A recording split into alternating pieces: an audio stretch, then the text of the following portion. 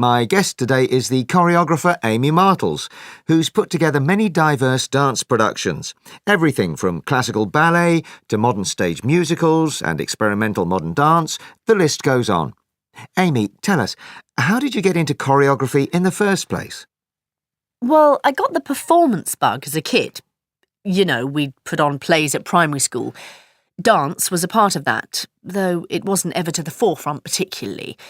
Gymnastics was the thing I excelled at, and it was my sports coach who suggested trying private dance classes. She saw something in the way I used my body to communicate feeling and thought that might be worth developing. She was right. I naturally leaned towards rather athletic dance styles, and there wasn't much of a repertoire for that, so creating dances was the natural way forward.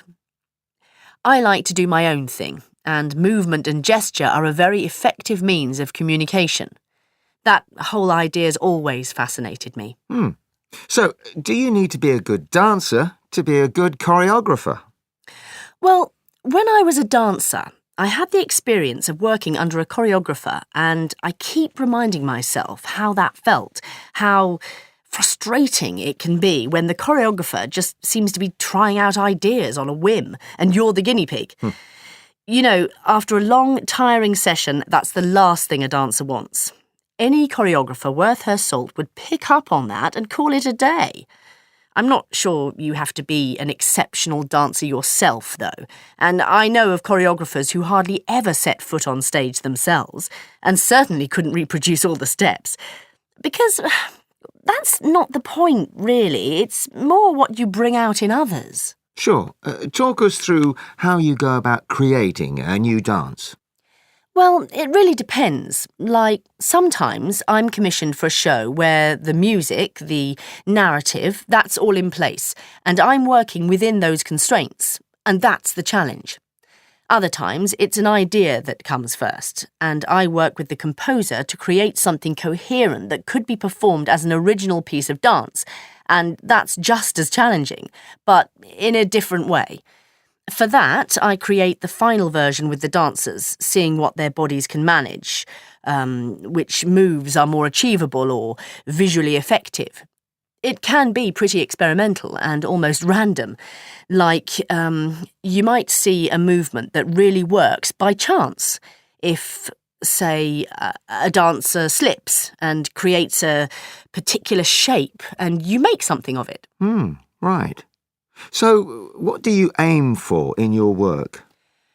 Well, I have to feel that everything comes together as a unified whole, that we're saying something to the audience that's honest and meaningful.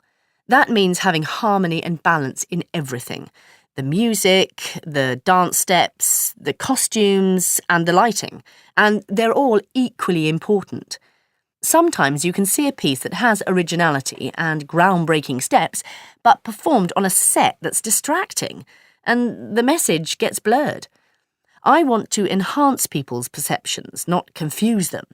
I want them to understand what I'm doing and the idea I'm trying to put across, so it's more about them than me, really.